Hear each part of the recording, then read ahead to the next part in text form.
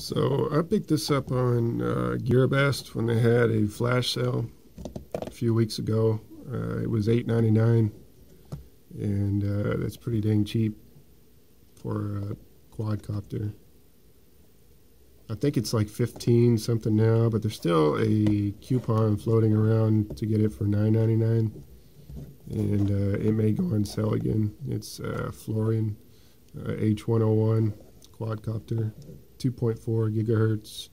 It says 4 channels. I guess it auto selects because there's no way for you to select what channel you want to fly on. Inversion, lights, it's got LED lights, gyro, CF mode, which I think is headless mode, and then one press automatic return. Eversion should probably be inversion, unless that means something else. But this was my first one, my first quadcopter. And for a first quadcopter, it's pretty easy to fly. There's not much to it. This is the remote right here. It's pretty small.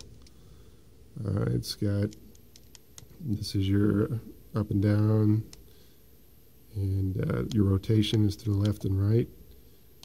Here's your directional button. On the top is these two buttons right here. This is inverted fly mode, so you click this and it just flips over, and you can fly it that way. And this is to do a full flip with this one. These work sometimes not.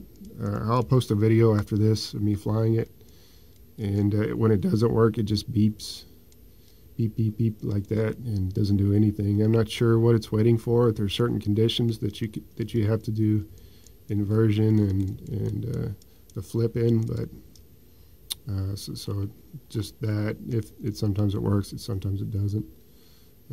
Off and on. It's got an LED there. These are your trim buttons on the right. Forward, back, left, and right. So if it starts to float in one direction, you can correct it with these buttons.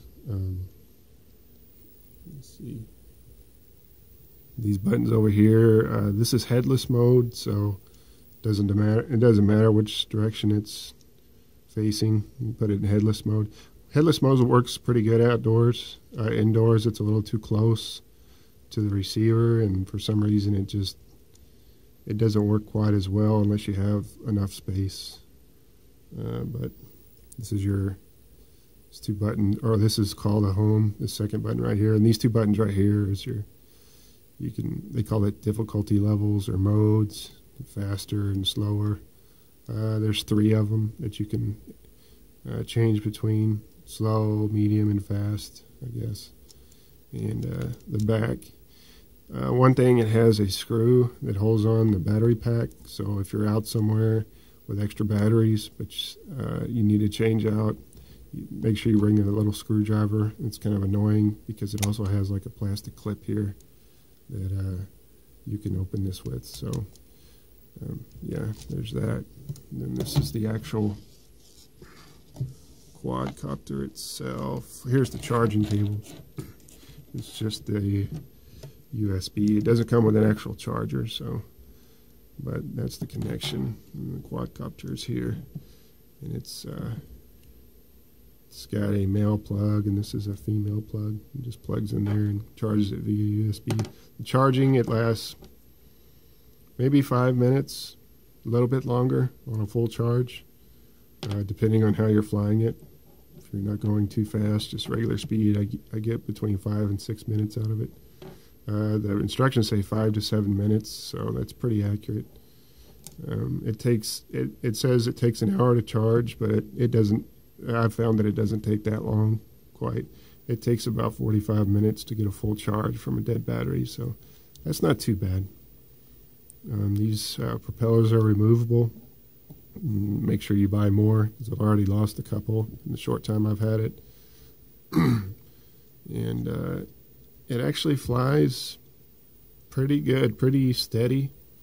The altitude up and down is a little shaky to get that dialed in, but once you do, the turning is really nice and smooth, front and back, side to side. Honestly, if you have any wind whatsoever and you're flying this outside, it'll just carry it away. It's just way too light. And then trying to fight the wind or turn into the wind is really difficult. If it's a little bit windy, it'll just stay like that as it's trying to turn into the wind. So you have to make sure you keep it close to you if you're outside.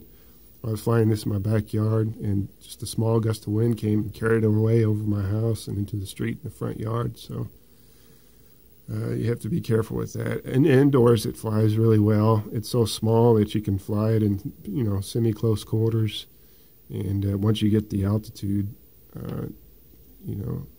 in control, it's actually pretty smooth once you stop hitting the ceiling and the floor. But I haven't had anything break on here yet.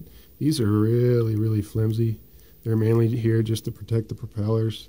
If one of these broke off, I don't think it would really affect the flight too much. You could compensate with the trim buttons, but just remember that any hard crashes, these will probably break off. I've lost a couple of propellers already, but I've got some extras. So they give you this bag here. It's got, I actually had 4 propellers, and I've only got 2 left. And they give you this little pad right here. You can buy these propellers on GearBest. I think they're just over $1 for a pack of 4. And they're black. They have some luminescent ones. I think they're just over $2. But I've already bought 2 packs of these propellers. I just haven't gotten them yet. What I'll probably end up doing is putting a stripe on here of some kind of fluorescent paint marker or something, just so I can see these. If you lose a propeller in the grass, you're probably never going to find it. It just slips in between the grass and it's black and you just can't see it. So remember that. A few cons, I guess you could say, is there's no on-off switch. So you have to actually plug it in to turn it on, and then you unplug it to turn it off, which is fine to turn it on, but sometimes it gets stuck in there. The little wire gets stuck, and it can be really hard to pull out. It's got this plastic sleeve on here that's, you can see, is already coming off from the harness from me trying to unplug it. So it's so deep in there, you have to almost pull on the wires to unplug it, which is not good for it. If you had a really small needle nose pliers, that would be a lot better, because you could grip this harness itself and then unplug it. The weight, it's really light, so you have to be careful in wind. That's another thing. Also, when you're trying to do flips with this button, or inversion flight with this button, it does, a lot of times it won't respond. It just beep, beep, beep. I don't know if there's certain conditions that have to be met, an altitude or direction you're flying before, or speed, before you're able to use these, but sometimes it flips and sometimes it doesn't. And when it flips, it jumps about 12 inches high and then does the flip and then comes back down to its previous position. So that's kind of a cheating flip, I guess is what they call it. Inversion flying is kind of neat. I don't ever use it. I usually just try to do the flips. Let's see what else. Besides that, it's for a beginner, I guess it's good, since it was my first one. I haven't had any major crashes with it. Like I said, I've lost a few propellers, which isn't that big of a deal. They're so cheap. And for the price, if you can find it for $8.99, what I would do is just put it on your wish list or whatever, and then wait for it to drop in price back from $15. I probably wouldn't have bought this for $15 or $16, but I'd definitely buy it for $9. I think it's worth it. So, especially if it's your first one and you don't want to crash a $300 quadcopter, you can get something like this until you get the hang of it and move on to something else. So, anyway, that's it. And I'll post a video of me flying it indoors. Thanks for watching.